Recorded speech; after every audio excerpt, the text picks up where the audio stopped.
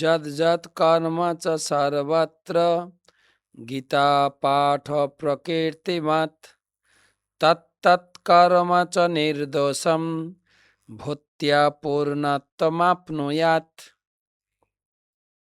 যে সমস্ত কর্ম গীতা পাঠ সহকারে অনুষ্ঠিত হয় সে সমস্ত কর্মই নির্দোষ হয়ে পূর্ণত্ব লাভ করে।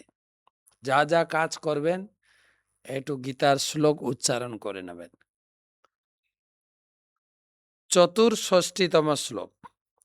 সর্বগুহ্যতমং ভূয়ঃ শৃণু মে পরমং বচঃ ইষ্টৌসি মে দৃঢ়মিতি ততো বক্ষ্যামি তে হিতম। সর্বগুহ্যতমং ভূয়ঃ শৃণু মে পরমং বচঃ ইষ্টৌসি মে দৃঢ়মিতি ততো বক্ষ্যামি তে হিতম।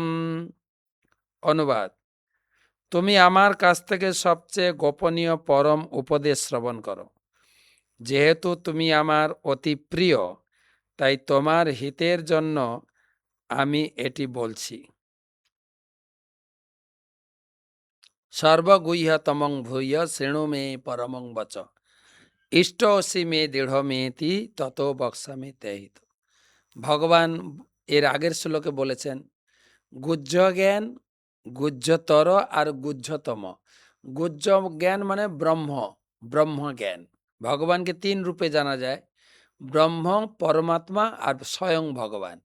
ব্রহ্ম জ্ঞান হচ্ছে গুহ্য জ্ঞান, দ্বিতীয় অধ্যায় তৃতীয় অধ্যায়। এবারে গুহ্যতর সপ্তম অষ্টম, পরমাত্মা জ্ঞান। আর নবম অধ্যায় হচ্ছে গুহ্যতম।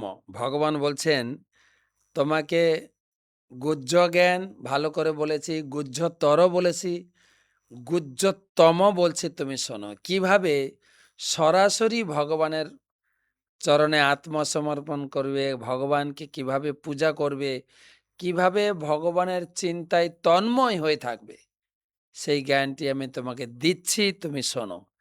আমরা আলোচনা শুনব গুহ্যতম জ্ঞান।